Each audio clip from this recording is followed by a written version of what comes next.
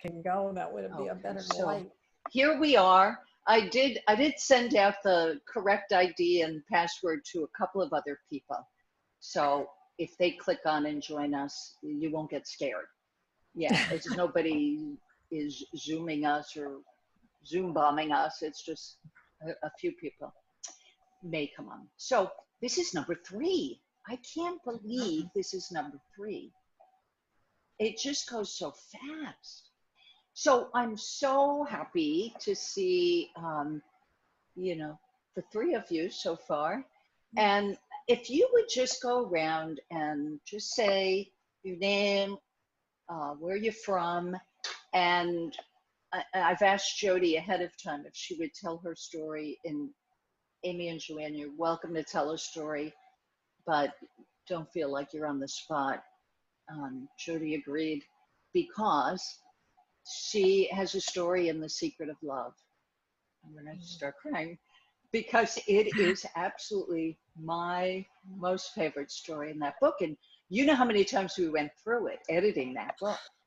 So it is such a privilege to have you with us following Well, it's along. my privilege. Thank you for I'm glad I saw that email. Thank you. Yeah. So tell us a little bit, because I don't think everybody listening has read the book or they would be able to identify you. Yeah, no, probably not. Well, my name is Jody Gilbert, and I was born and raised here in Kailua. I'm actually living in Kaneohe right now. That's Kaneohe Bay that you see behind me. And I met Christine Heath, who co-wrote the book with Lori. I want to say it was 2002, 2001 maybe. My husband and I were kind of having marital problems, or we thought we were anyway. And we decided that we wanted to try and fix whatever was broken. And so somehow Christine Heath showed up. I can't even remember how I found her, but we all just got along really well. And we continued to see Christine for years. And as it turned out, in 2005, my husband was diagnosed with early onset Alzheimer's at the age of 52. So when we found that out, it kind of,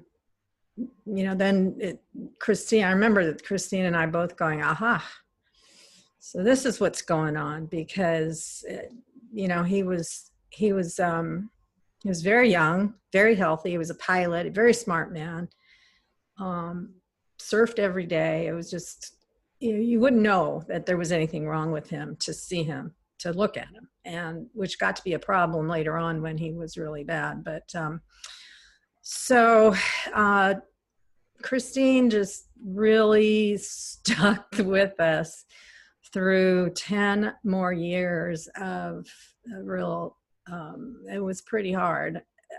The first 5 years were okay, but the last 5 were very difficult. And then she moved to Hilo, and so I never got to, but whenever she would come to Honolulu, she was actually staying about a half a mile away from the house. So she would always come over and visit. And the story that was in the book, was a very interesting trip. Michael was my husband. Michael was, his family was having a kind of a reunion. It was for a great uncle or something. He was an architect, and he had built all these skyscrapers, and one of them was the Woolworth building. So Michael really wanted to go to New York. He didn't want to go to New York. He hated New York, although he'd never been there. And I kept telling him, you're going to love New York. It's great. But this was already 2013, and he was not doing well at all. I mean, I couldn't leave him alone for a minute. I mean, I'd take him into the girls' bathroom with me, and if he had to use a bathroom, that sort of thing. I mean, when he started going, it went pretty quickly. And we had, dinner was a challenge. All the meals were a challenge because he couldn't feed himself anymore. And, sometimes he'd eat with his hands and I just let him. And other times I'd have to help him feed him. And this one night, we had been to a lot of little restaurants around the hotel that we were staying at. And I'd asked him, which one do you like the best? We're going to go, sort of last night. We'll go back to that restaurant. So he liked this little Italian restaurant. And we went in, and we had already been there before. And he, he's dropping silverware and knocking glasses over. And, I'm having to hold his water glass. And it was a workout for me. And, but I wanted him to have a good time. And so when we sat down and ordered dinner, and I think we ordered a bottle of wine or glasses of wine, and the manager comes out with 2 to-go dinner plates and a bottle of wine and said, you can't have dinner here. And I was shocked. I said, why? He said, because he's drunk. And I said, he hasn't had a drop to drink. I mean, but like I said, he was very young looking. He was young. He was 60. At that time, he was 60. And, blonde hair, blue surfer dude. He just looked he looks the same since he was 18. And I was appalled. I said, well, let me talk to the manager. And he goes, I am the manager. And I kind of grabbed him and walked away a little bit so Michael couldn't hear me. And I said, he's not drunk. He has a cognitive issue. He's got Alzheimer's. And he goes, he doesn't have Alzheimer's. My grandmother has Alzheimer's, and I know what Alzheimer's is. That's not Alzheimer's. He's drunk. And I was just, at that point, I didn't want to stay anymore. So grabbed the dinner, and poor Michael's going, what's going on? I said, you know what, let's just go back to the room and we'll eat there. And they're going to let us take the wine with us. And so we went back to the room. He didn't really know or understand what had happened. I was just livid and sad. And the next day we flew to DC. And there was another part of the family thing was down there, and he'd never been there. And so I thought he'd like that. So we're down in DC. And maybe it was 1 or 2 nights later, we go out to dinner, and we're in this restaurant, and same thing is going on. I'm playing catch with his glasses, and he's dropping forks, and I'm picking up napkins and trying to feed him, and he's having a good old time. And I kind of, out of the corner of my eye, there's this table that's right, not next to us, but just close enough. And it's this darling couple, and she's in the little black, dress, and he's in a coat. And I thought, oh my God, I'm probably ruining their night, because here is this insane show going on right next to him. And I kind of catch their eye and look away, and didn't really acknowledge them at all. And we get through the meal, and I had to go to the bathroom. So I'd asked the waiter, I said, look, can you stay with my husband and don't let him get out of that chair, because I really have to go to the bathroom.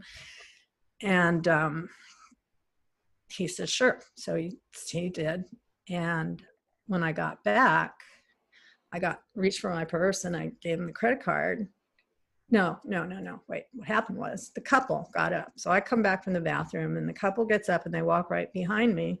And the gentleman taps me on the shoulder and he says, "Have a great night." And I was so surprised. I said, "Oh, thank you. Thank you. You have a great night too," and they walked to the car. And it just so happened their car was parked right in front of us in the window. And then the waiter comes and I said, I grabbed my credit card and I said, "Here, can I pay for my tab now?" And he goes, "Oh no, that couple just paid for your tab." I said, "What?" And he said, "Yeah, the couple that just walked by, they paid for your tab." And I said, "Stay here with my husband. Don't let him move." And I ran out the door and I knocking on his window because they were in the car talking. And I said, they were from Cuba, like Cuban couple. And I said, "Thank you, thank you so much. Why did you do that?" And the wife leans over her husband and she said, "Is that your husband?" And I said, "Yes, it is." And she said, "We just hope when we're your age that we're in love as much as you are." And it was the most beautiful thing that happened on that trip. It just, yeah, I mean, 2 nights before I was thrown out of a restaurant because he was, they thought he was drunk. And these people, they were young and they must have picked up on it. But, it's how you see things, right? The waiter the manager at that other restaurant saw a drunk person. And there's lots of stories like that. Wow, Yeah. it's so beautiful. Every time I came to that story, I would tear up, and I Yeah. went through it. No matter how many times we were editing that thing, like we could memorize. We had all the stories pretty much memorized by the I time. bet you did. But Yeah. that one story just is so touching. It So was, touching. it restored my faith in humanity. I will say that. I mean, I was just so blown away by this young couple. I mean, they must have been in their 30s. I don't think they were half my age. But And we're all blown away by your story. I know, I mean, Christine keeps that's telling me so you should sweet write a that they book. saw And the love. I tell her, I don't know, where would I put it? Fiction or nonfiction? Nobody's going to believe it's true. The stories are crazy. There's lots of them. What a great story. Thank you so much for that story. That, You're welcome.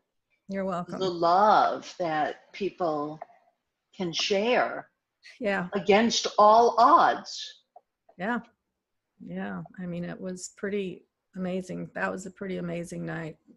one of the few at that point, but that's been, 2013. Then he passed away in 2015. So it's been 5 years since he's been gone. Yeah. Wow. Well, thank you so much for hopping in with us. Yeah, I'm sorry I missed the last week. I tried and I just couldn't get in. And this timing is way better for me because you can see it's still daylight out there. And Right. I think it's 6. We were holding it when it was 6 a.m. for you. Yeah, that was a little rough. I was going to be in bed with a cup of coffee. There's a tissue when you need one. I could use a tissue after that story. But I'm okay. But so, Joanne and Amy, let's hear from you. Like, are you having insight, seeing something for yourself? What are you seeing in the book, in Second Chance? What's really powerful for you? Or questions. Yeah. That's another avenue The we could go with. contentment thing showed up for me last time. Because I thought I was so content, but then I realized I had a lot of thinking around. And there was something in the book, because I have not read In the Quest of the Pearl. I had not read that before. Oh, great. And it's on my Kindle, so I don't have it with me right now. But And my copy's up on my bed. Yeah. I read before sleep, puts me to Yeah. sleep. And Joanne, wrote about her insight in our Facebook group Yeah. while you're thinking about what struck you in Search of the Pearl. You want me to grab mine? I'll also grab a tissue at the same time. Yeah. You grab a tissue. I need one too. Golly. Whoa. That was beautiful though. Yeah. It Okay, I'll really be was right back. a beautiful thing. Yeah. Yeah. That So was awesome. talk among yourselves. I'll be right back. I So wish I could hand you a tissue over the screen, Joanne. I had to cram the 2 webinars and all 10 quickies into 2 days. So I feel like I know. my head's exploding, but yeah, I'm sorry I missed the first 2. Yeah. I'm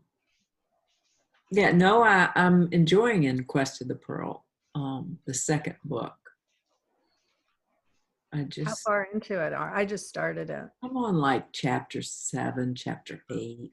You're further than me. So maybe halfway through, a little bit over. Yeah. But I've been, yeah.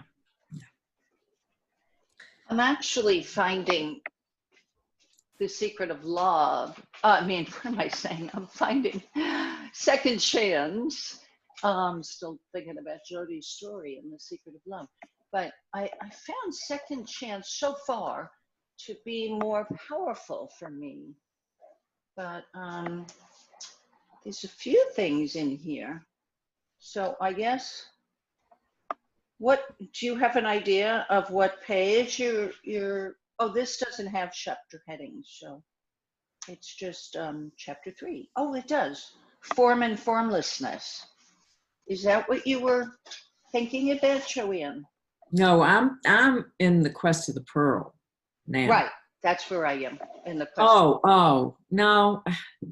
It was something, it just hit me because it said it is law. It was about negative thinking, which we all know this, but it just, when he said it is law, it is the law, like it is the universal law, that negative thinking creates our experience and positive. Yeah, that was powerful. I marked it, in fact, so it'll be easy for me to find. It's right here. Yeah. To do. Is this the one you're referring to, the passage that you're referring to? Remember, it is thought that leads to behavior. Change thought, and automatically the behavior will change. No, I think it's a little bit later. But anyway, it's just when, it is law that it's always that way.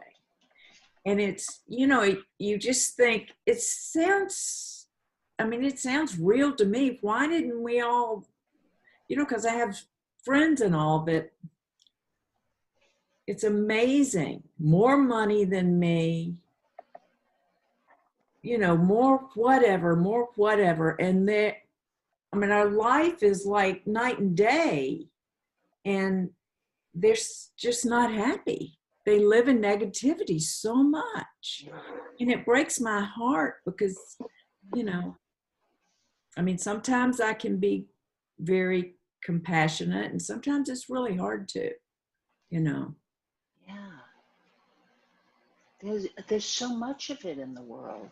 Yeah. Now, fear and negativity, there's so much of it. I know, and we don't realize we're doing it to ourselves.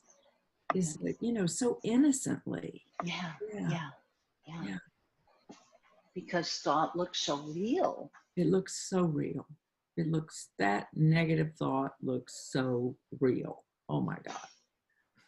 But boy, does it shut our minds down. As the guy in the restaurant, the manager in the restaurant, who Right. all he could see was drunk. That's all he could see. Yeah.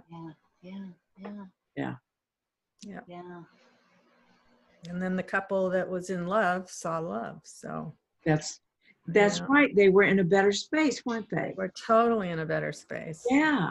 They were having their little, I felt really, I'm in like yoga pants and a sweatshirt. And she's all dolled up in the black dress. And I'm like, oh, I don't even know if I comb my hair this morning. Brush my teeth. I don't know.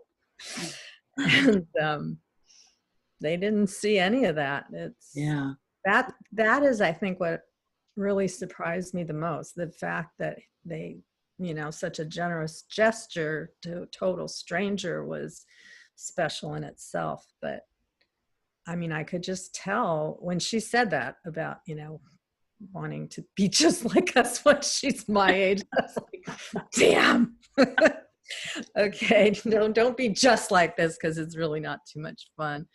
But it was, they saw what was going on, and that I really, for, like I said, for such a young couple, it was. Yeah, they saw truth versus the Yeah. others. Yeah. Yeah.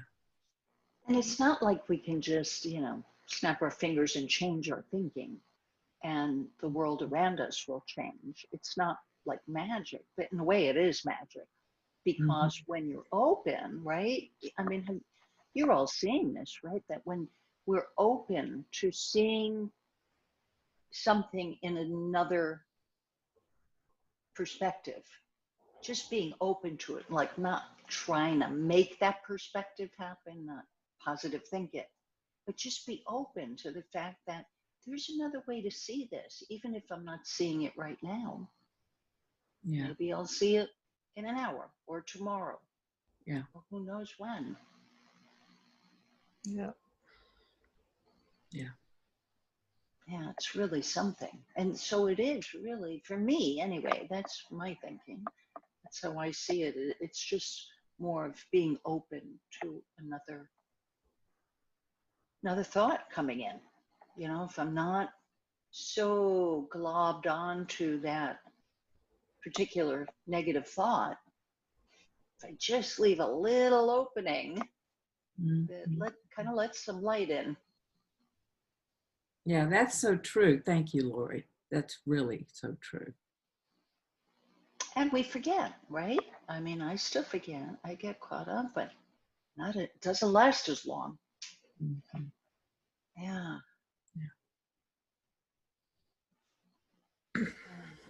So many stories, that we could tell that are passing through in my mind, and I'm sure through yours also. Like during the day, things happen, and I think, oh, how to remember this story to tell. I'm sure there'll be one that pops up now. But how about you, Amy? How were things for you in the reading, and what questions do you have? I just finished this past weekend, The Second Chance. I haven't purchased the other book yet.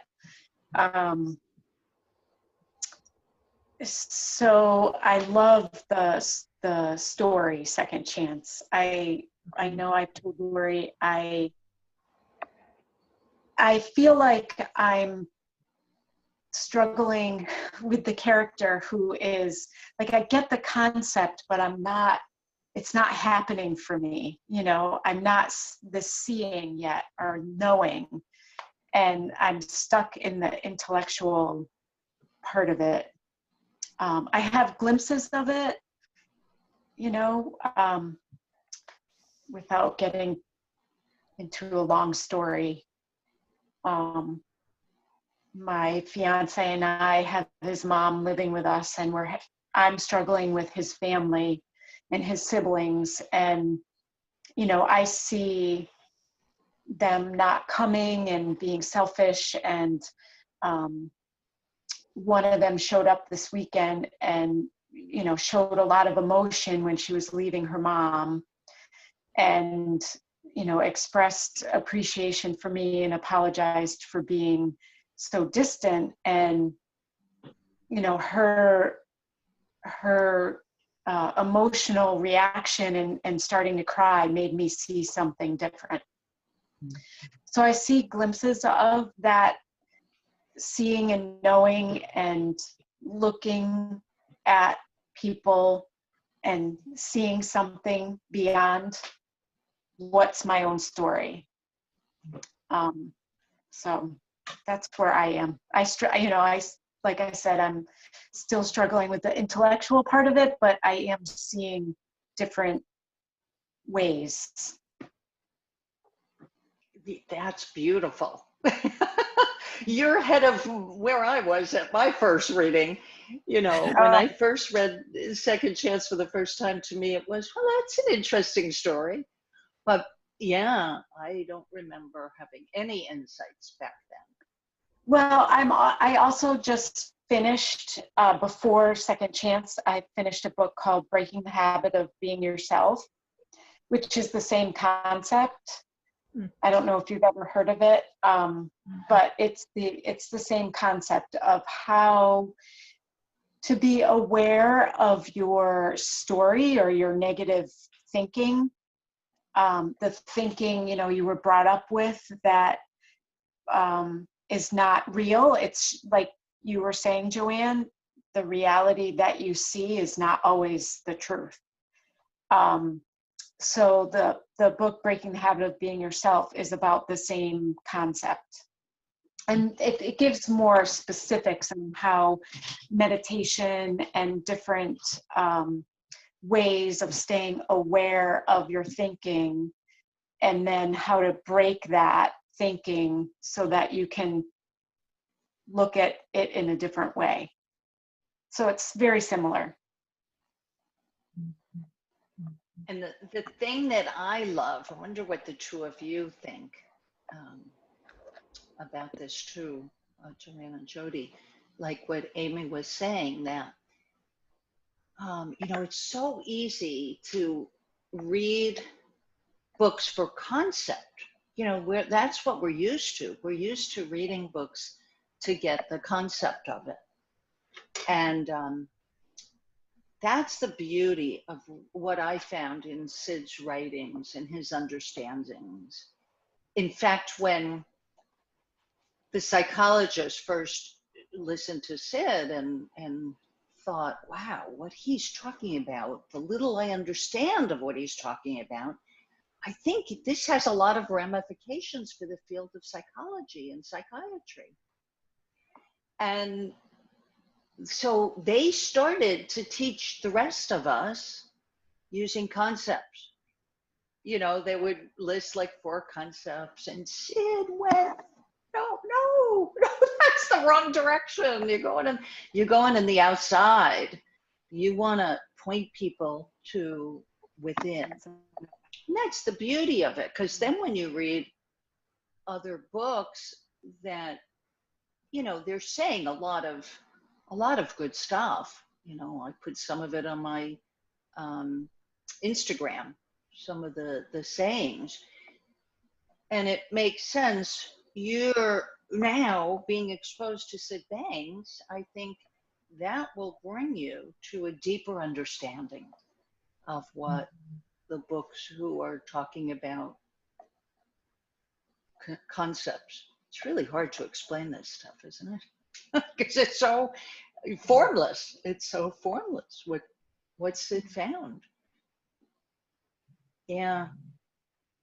And the beauty of it too, like before discovering Sid, I mean, there was so many things I was trying to follow and do, meditation being one, and nothing ever really took hold or stuck or really made any difference for me. I remember trying to do Feldenkrais, which is very boring. The most boring thing, more boring than meditation, because at least you have some interesting things come to mind. So that didn't last long. And there were other things that I was dabbling in too. I can't even remember now. Rational emotive therapy, that was something, but it was all very conceptual. Like you had to think about it to do something. It was a very doing sort of thing. Like, and that could easily add stress to my life if I felt like, oh, now I have to do my half hour of this, or, you know, rather than doing things that really feed my soul, something that I'm drawn to. I want to do yoga. I want to do bar classes. I want to take walks. I want to bicycle.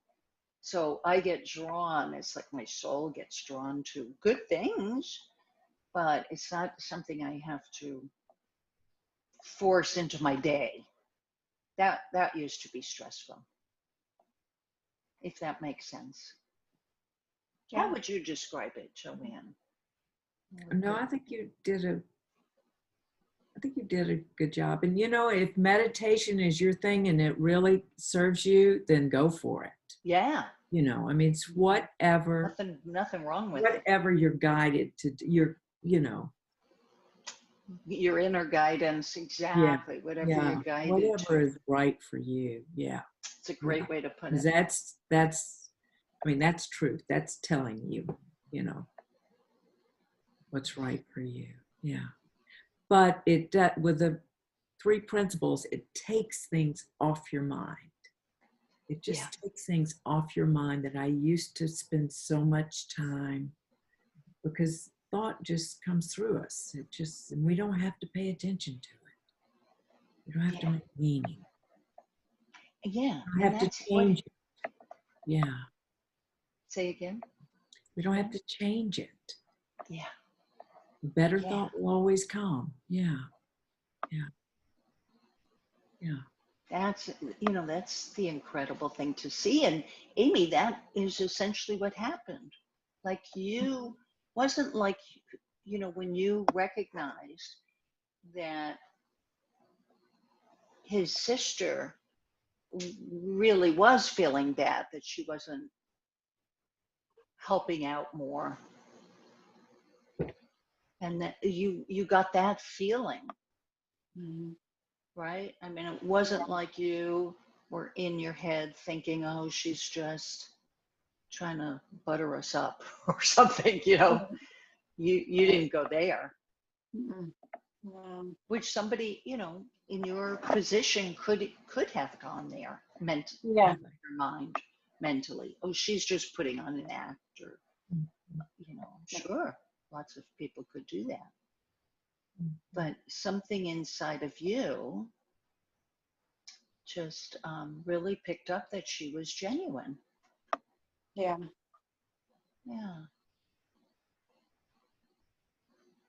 That was awesome. Yeah. It's, you know, what you said, Joanne, is so important. It's really a stripping away, taking stuff off your mind. The to-do list and the what's wrong with this list. What's wrong with this picture? You know, I'm not supposed to be here. I'm supposed to be there.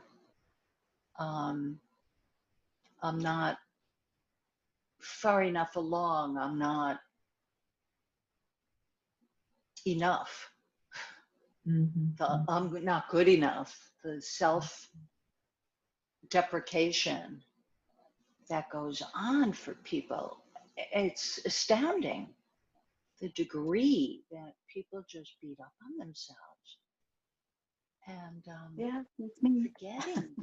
Guilty. Guilty as charged, right? Right. Why do we do that? It's like, Oh no. so habitual. It's so I do. habitual. And like, you know, Joanne was saying, stories from our past.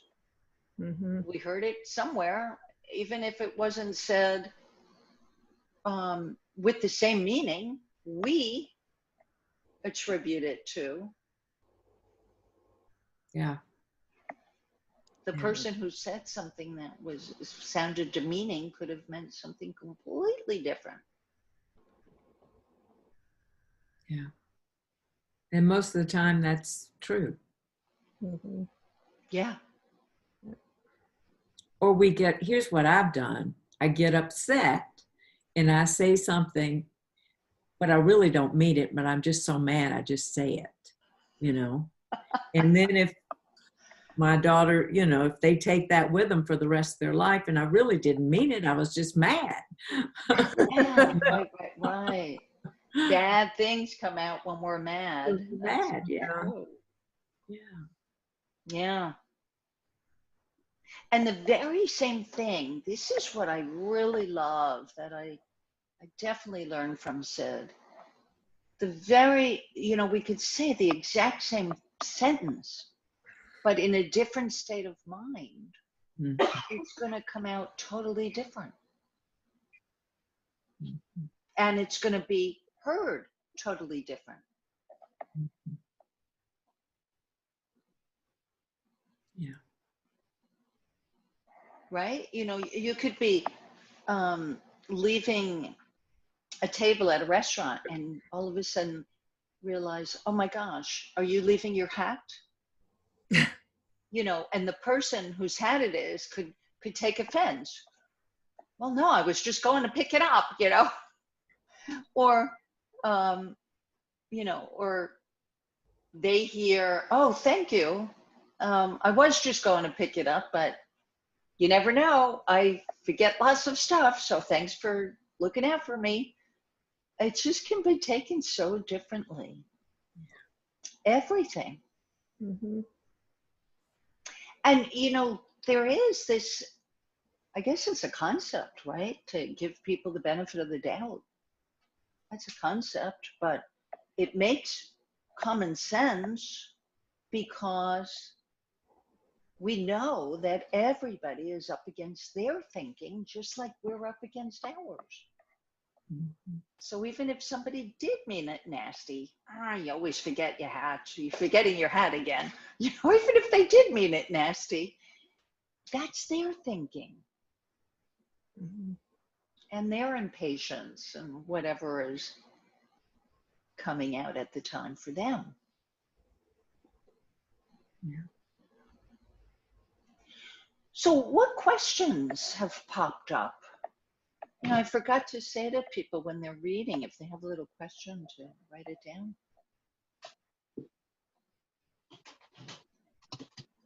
Got to grab my book because I did write some stuff down. Where'd I put it? You wrote questions in your book? I did. Oh, I started underlining and I found I was underlining the whole book. Yeah. Give me 1 second. Let me find it. Well, while Jody's looking, I discovered something. I mean, this is bizarre. I had actually penciled, marked it off in pencil, and I still missed it, if that makes sense. When I was doing the quickies, as I say, when I was doing that, I realized, people often say this to me, when you look back on your life and something bad happened and you realized, oh, there was a reason for that.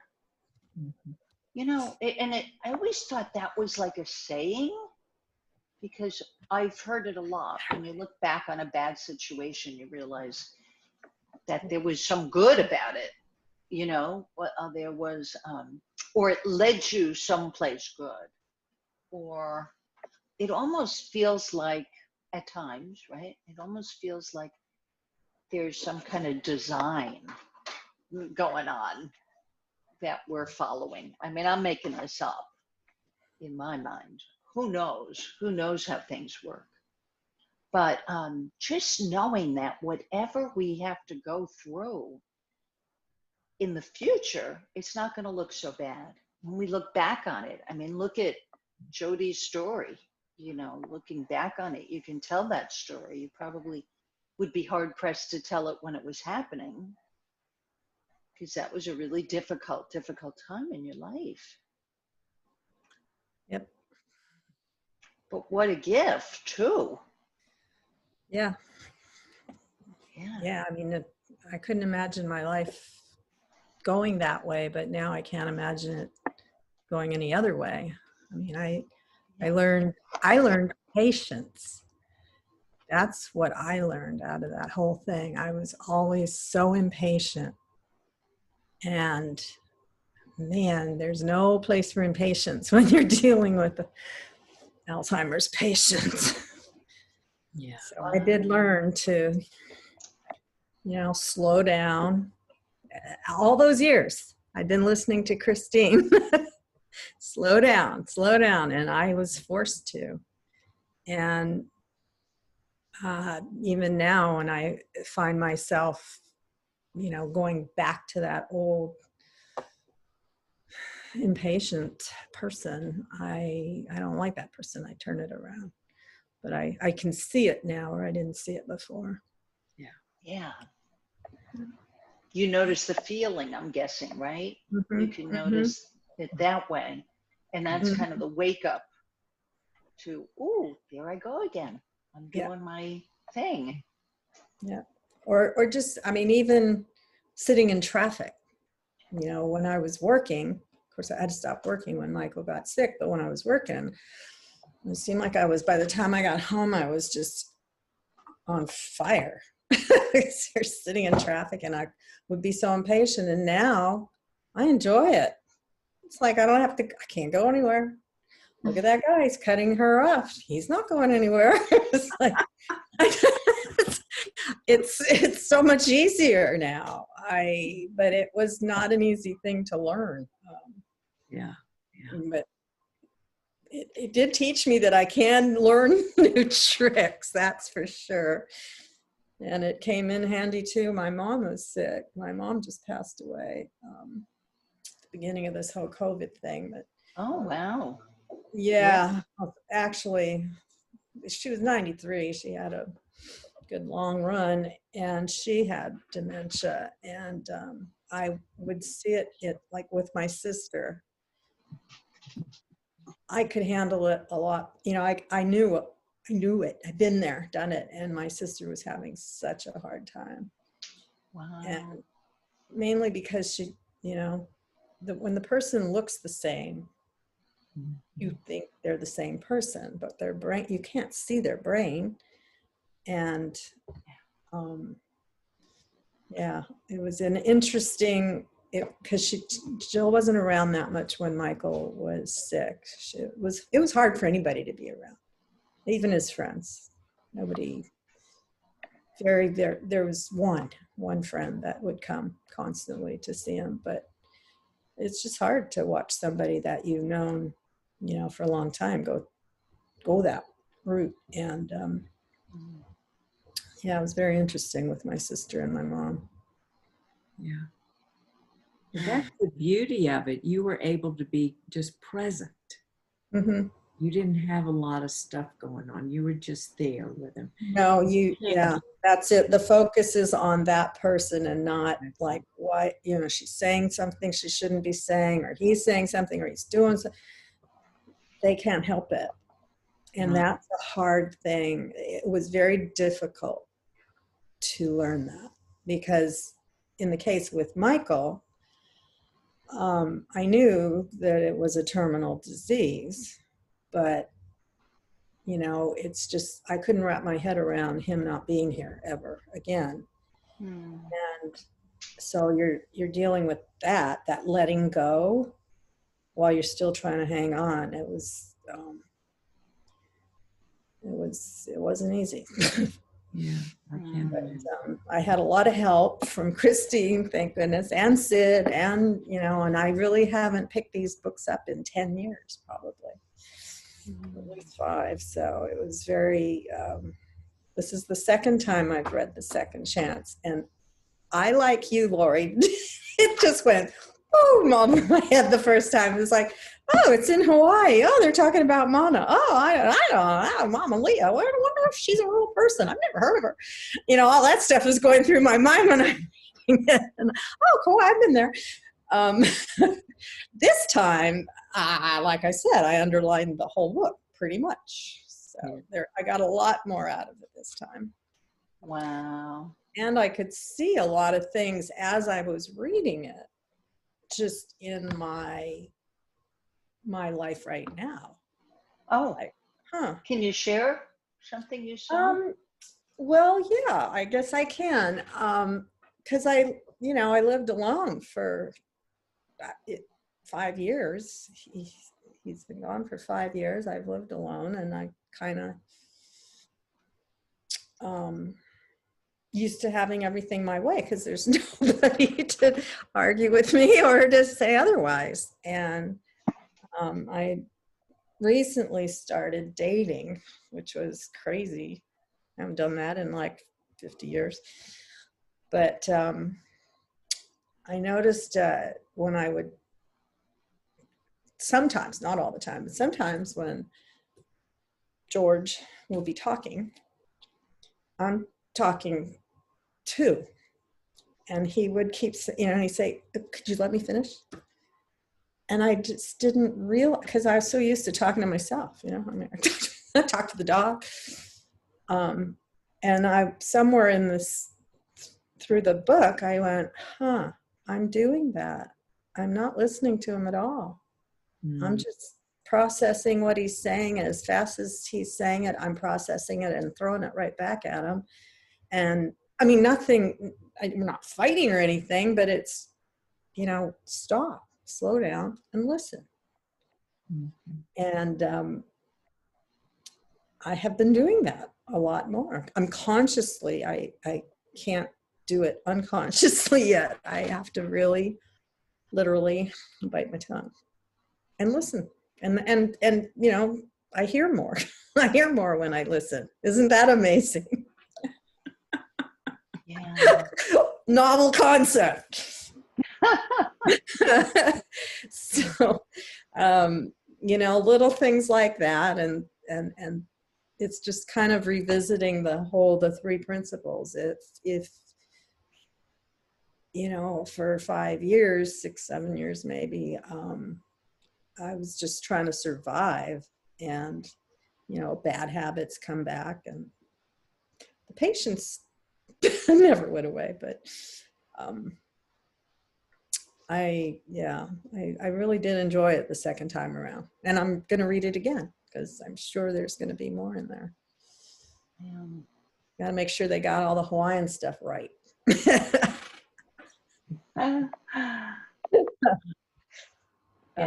Makes me want to go there. And not right now, you don't. And unless you want to sit in a room for 2 weeks. We're still on lockdown over here. Oh, are you really? Oh, yeah. Totally. Yeah. You can go to grocery stores, right? You can go to the grocery store. We can go to Costco. Yeah, you can go to Costco with 600 of your best friends, but you can't go to the beach with 5 people. And up until a week ago, it was one person. The beginning of August, they were supposed to open us up. And then our brilliant mayor and our brilliant governor decided, no, we're shutting everything down. No more than one person. You can go hiking. So they opened up all the trails. They opened up the beaches again, but only one person. So what's the first thing you learn when you go hiking? You never go alone, right? Nope, not our governor. Not even 6 foot. You can't hike with masks and 6 feet apart? Really? We could not. There could not be more. I know of 2 couples that got ticketed sitting in a parked car. Wow. Yeah, they just went overboard, and our numbers did. In August, our numbers kind of just started because they started testing. They were not testing. And being outside is the safest place. Being outside. That's what all the science says. That's what Fauci says. But no, they wanted us to stay in the house. Don't leave the house unless you're going to the doctor, going to the store. And I mean, it's killing the local businesses. They're barely making it. And they opened us up for about 2 weeks, and then they shut it down again. So right now we're in our 3rd shutdown. And it's supposed to end on October 15th. They're going to start letting tourists in. Because you can come. I mean, you can come to Hawaii, but you have to go straight to your hotel room and stay there for 2 weeks. And there's no restaurants open. The bars aren't going to be open till next year. So it's just crazy. That is crazy. Wow. I had no idea there was that much, how strict it was. I know Sweden had been very strict, and they don't have any COVID anymore. It's gone. No, Sweden. it worked for them. I think the difference with Sweden And Hawaiians is the Hawaiians don't listen. I mean, there's still people out there walking around without a mask. It's like, really? Or wearing the mask over their mouth. It's like, come on. Oh, I've had some beautiful walks with one friend, 6 feet apart, Mm-hmm. and with beautiful parks. Yeah. Yeah. No. And we don't even have to wear a mask. We could just carry, we could have it Really? down on the chin. And if you pass Yeah. somebody with a mask, you pull Right. it up. That's what I do. I have a really nice, there's a botanical garden like 5 minutes away from my house. It's just beautiful. It's a 6-mile round trip. And same thing. I mean, everybody's got their masks in their hand. As soon as you put it on, take it off. Go. It's kind of hard to wear when in the water, though. We don't have to wear them in the water. We can go swimming. And I've been paddling the whole time, so that's kept me sane. Yeah.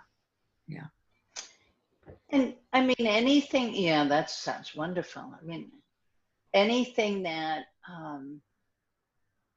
you've read out of the books that you feel have helped you with what's going on with the pandemic and things that we don't have control in our lives. We don't have control over that. Oh, the only control we have is the decision we make, to keep ourselves safe. We don't have control over what's going on out there. No, you sure don't. It's been a thing with being comfortable with the unknown, because it's all unknown. Yeah. Just getting comfortable with the getting unknown. comfortable with that. Yeah. And A good exercise in that. yeah. There's so much good about that. Like, a lot of us I know I was like that, like needing to know. I had to know what my life was going to be like in a year or 5 years, or, I mean, so many variables occur. It's fine to play with where you'd like to be in 3 years or 5 years, but you want to play with it, knowing that there's no hard and fast rules anymore.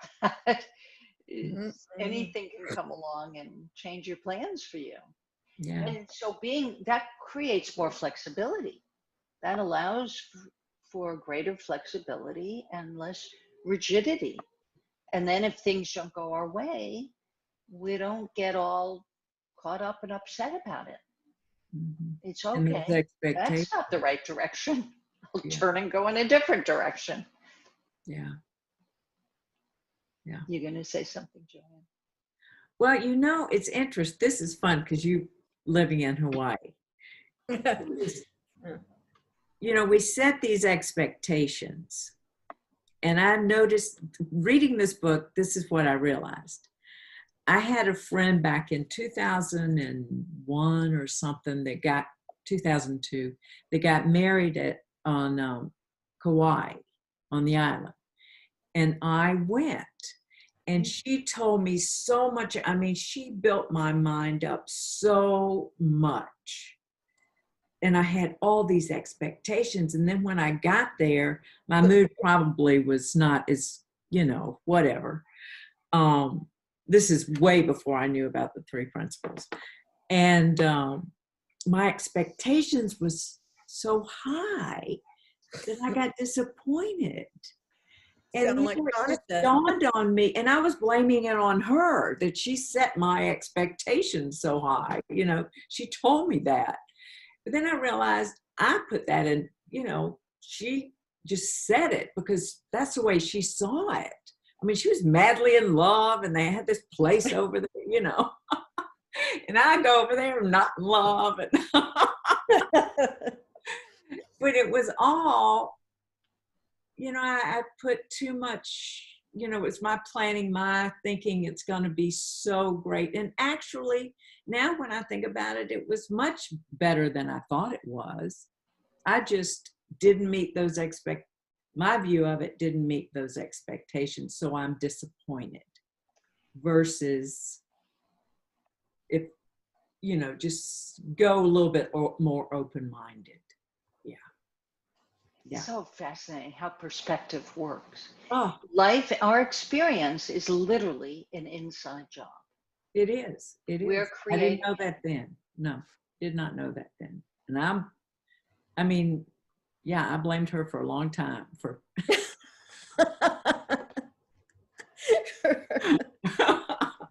That's funny. And it's good to laugh at ourselves. No? I know. Well, if you can't It's find humbling. Hawaii on Kauai, good thing you didn't go to any of the other islands. My island looks like a little LA. But I love. I mean, No, but I never think that now. I'm sure I would just love it. You know. sure you would. Go to Kauai, you just can't come to Oahu. I think Kauai, the outer islands are okay. It's us on Oahu. The populated, yeah. And you reminded me that in Second Chance, Sid, you know, when he drops his pearls of wisdom on Richard, then all of a sudden he shoots to this beautiful, serene, calm scene, right? So it makes sense that it would take place in Hawaii, you know, some beautiful Oh yeah. setting, so Yeah. that he could, you know, show you what it's like to calm your mind down, to Yeah. settle your mind down. Just look at it, the beautiful scene in front of you. Yeah. Absolutely. But he didn't like it when he first came. Remember Richard, when he Yeah. landed on Maui, he sounded like you, Joanne. Yeah, right. That's I mean, true. all our state I of was looking at mind. all the Oh, I travel know. logs, I and was it's not expecting. measuring up here. Yeah. That's funny. Yeah, that's a good point. I wish I had that opportunity now. Yeah. Expectation, no matter Yeah. where or what it is about, will really bite you. Mess you up. Having an expectation for anything, and then life brings what it brings. Mm-hmm. And that's one of my favorite lines of Sid's, is looking at what is rather than what isn't. It's so easy for our brain to fall into the mud trap of what isn't. Why can't it be like this? I had this wonderful time Tuesday. Why can't I do it on Wednesday? You know, why can't this? Why can't that? Why can't it happen this way, the way I imagine it in my mind? And that just, it's like setting a trap for yourself, isn't it? Because you just get all tangled up in a bad feeling. And then you can't see, like me, I didn't see, it was beautiful, but I didn't see that because I was disappointed, looking through disappointed eyes. Looking through disappointed eyes. I love that. Yeah. Like The the title of a manager was song. looking through mad eyes, and and all he could see was drinking. Yeah. Right. Yeah. Right. Yeah. Exactly. Yep. Yeah. We are what we think. Yeah. Yeah. Got to be careful. Yeah. Well, you need And to who come back, knows? Joanne, in that case.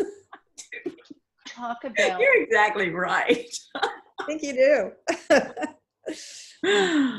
Oh. you know, and talk about giving people the benefit of the doubt. The manager didn't know about that. The manager had an old thought about, who knows, somebody else in the restaurant wound up getting into an accident because his bartender served him too many drinks. Who knows what went on in that manager's life to make him so sure that you were lying and he was really drunk. Yeah. Yeah. I mean, I did understand, you know, I worked in restaurants and bars when I was in college, and you do see that. You see a lot of that. So, I mean, this is another story. It's a shorter one, but the same trip, we wanted to go to the top of the Empire State Building. The line was like 3 blocks long. And there was no way Michael could wait in that line. So I saw a sign that said military. There was a line for the military. And I thought, oh, great. You know, we have military IDs. So we go in there, and there was a guard, you know, they check you just like you're going into an airport, and showed him the IDs, and he goes, yeah. And we start walking in, and then he goes, wait a minute. Come back here. And he's talking to Michael, come back here. Because the way Michael was walking at the time, he looked like he was drunk. He was kind of listing and shuffling, and he goes, have you been drinking? And Michael was just, he didn't say anything. And I, like, not again. I grabbed the guy and I told him what, you know, he is a veteran. He has Alzheimer's. He wants to go to the top of this building. Can we do that? He put me right in the elevator. He goes, I'm so sorry, ma'am. And up we went. Oh, So, yeah. you know, I mean, so, you know, the fact that the manager thought he was drunk, I'm sure a lot of people did. Yeah. But it's, you know, Yeah. but then some people have an open mind and others don't. Mm. Yeah. Anyway. That's amazing. That's amazing. Yeah. Like I said, there's lots of stories. Yeah. I learned a lot from Michael. Mm. What a beautiful perspective to have that perspective, to see that. That it was a gift. In a way. As difficult as it was. Yeah. It So was difficult. It was, but it was, yeah. Happened for a reason. I'm not sure what it is yet, but. Well, you were better able to deal with your mom, you know. I was. And, you know, my sister and my mother were very, very close. Very close. My father and I were close. I was never as close to my mom. I think probably because we're too much alike. And so that was an interesting shift, because my mother would actually, you know, she'd get angry with Jill, my sister. And, you know, we kind of flipped roles, and the care home that we put her in was literally, I could be in my car and in her parking lot in 5 minutes. So it was much easier for me to go back and forth. So I did see her a lot more than Jill did. Jill lived a little bit further away, but yeah, it's life. I've had an interesting one. You understood your mother, and that. Oh yeah. That brought you together. Yeah. Mm-hmm. Just understanding, no matter what somebody else is going through, you never know. No. You know, that's even so if true. it's not a physical problem, it's some kind of mental problem. Right. It doesn't mean that they're mentally ill. It means that in that moment, they're going through something mentally, some negative thinking that's affecting their behavior. Mm-hmm. Boy, that would just bring so much more understanding to the world if more people knew that. Yeah, it sure would. It would be so much more of a gentle world. Yeah. Mm-hmm. So it's getting late here. Yeah. Not so late in Hawaii, but it's later for us. We're coming up to 20 of 9 here. Oh my. So last word. Bedtime. It's getting close, yeah. It's been my bedtime. Well, I'm so glad I was able to get in. Yeah, I'm glad too. I was not looking forward to telling you I couldn't get in after this was over. What a great gift to meet you, you know. Thank you. Yeah, it's nice to meet you face to face. Jody in our book. Yeah, Jody from the book. I didn't. You were in Hawaii. Yeah. Yeah.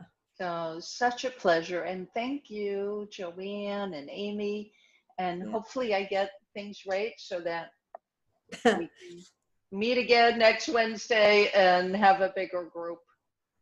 Yeah. All right. So Wednesday or Thursday are we?